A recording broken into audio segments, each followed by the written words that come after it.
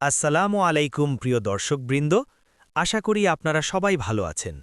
আজকের ভিডিওটি খুবই গুরুত্বপূর্ণ, কারণ আজ আমরা কথা বলবো নবম জাতীয় পে স্কেল নিয়ে আজকের সর্বশেষ আপডেট, যা দেশের লক্ষ লক্ষ সরকারি কর্মকর্তা কর্মচারীর জীবনের সাথে সরাসরি জড়িত। ভিডিও শুরু করার আগে একটি অনুরোধ, যারা এখনও আমাদের চ্যানেলটি সাবস্ক্রাইব করেননি, তারা এখনই সাবস্ক্রাইব বাটনে ক্লিক করুন। ভিডিওটি ভালো লাগলে লাইক দিন এবং এমন গুরুত্বপূর্ণ আপডেট পেতে বেল আইকন অন করে রাখুন। এই ভিডিওটি হবে 1 ঘন্টা 30 মিনিটেরও বেশি, তাই শেষ পর্যন্ত অবশ্যই সাথে থাকবেন। বাংলাদেশে এখন পর্যন্ত মোট 8টি জাতীয় পে স্কেল কার্যকর হয়েছে। প্রথম পে স্কেল স্বাধীনতার পর, সর্বশেষ 8ম পে স্কেল কার্যকর হয় 2015 সালে।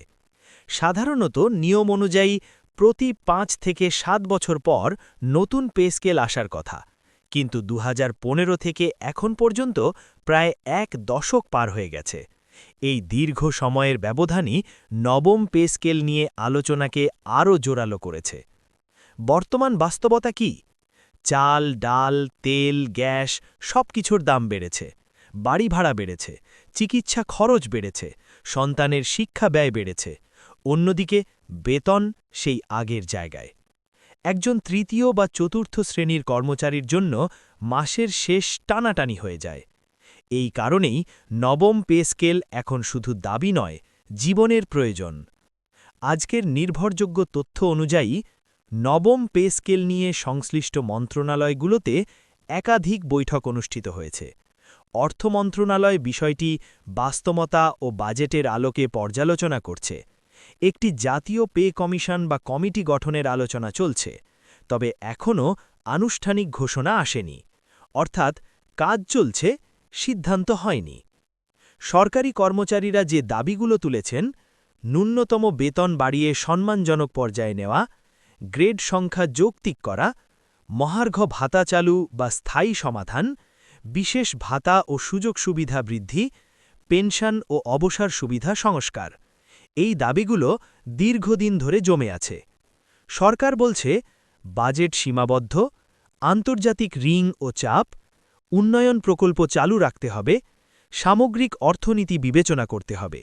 এই কারণেই বর্তমানে সোশ্যাল মিডিয়ায় অসংখ্য গুজব ছড়ানো হচ্ছে। এই মাসেই নবম পে স্কেল, গেজেট প্রকাশ হয়ে গেছে, বেতন দ্বিগুণ।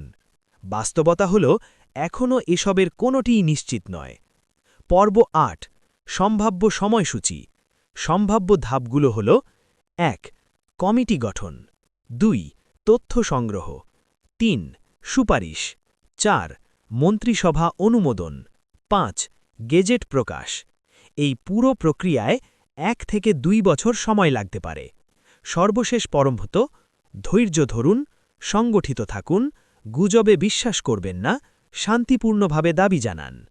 শেষ কথা হল, নবম পে স্কেল নিয়ে আশা আছে, আলোচনা চলছে, কিন্তু এখনও চূড়ান্ত সিদ্ধান্ত আসেনি। আমরা আপনাদের পাশে আছি, সঠিক তথ্য নিয়ে। শেষ কল টু অ্যাকশন: ভিডিওটি ভালো লাগলে লাইক দিন, শেয়ার করুন, কমেন্টে মতামত জানান। চ্যানেল সাবস্ক্রাইব করে আমাদের সাথেই থাকুন। আল্লাহ হাফিজ।